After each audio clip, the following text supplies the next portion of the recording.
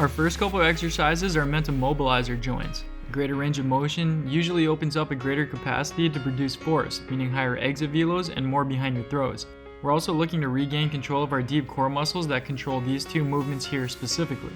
So this mobility exercise is called the cat-cow. To start off, we're on our hands and knees like a table, shoulders stacked over the hands, hips over the knees, and hands flat on the floor.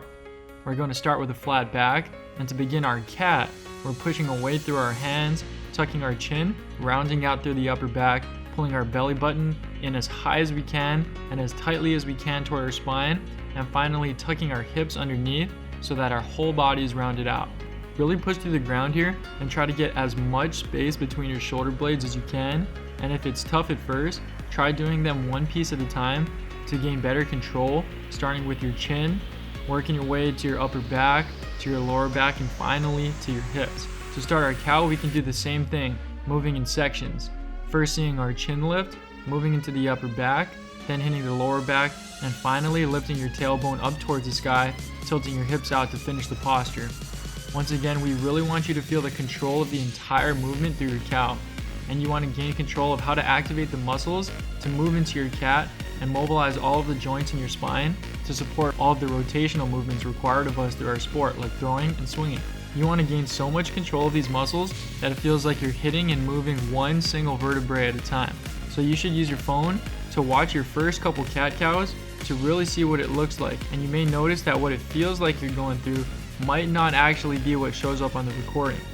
So what you want to see is a nice fluid wave-like motion going through your spine from your tilt in your hips all the way to your chin tuck or chin lift. Now if you notice that you've got segments in your upper or lower back that instead of moving like a nice fluid wave seem like they're stuck together and all move at once, this is an indicator that we really need to work on mobilizing your joint, as it can be a precursor to upper body or arm injuries down the road, or it could just be reaffirming arm problems you're already currently dealing with. You may feel a stretch going up your spine when starting to hit the peak of your cat, and a stretch on your front side through your abs and the front of your neck and your cow, which is good. We're working on mobilizing your spine, which may require the lengthening of muscles that have become short due to poor posture practices and a lack of stretching. Again, this exercise is meant to help mobilize all of the joints up and down your spine, and is such an amazing exercise for you because it not only works on the controlling of the activation of the muscles that stabilize your posture, it also actively lengthens the muscles surrounding your core while mobilizing and lubricating the joints in your spine,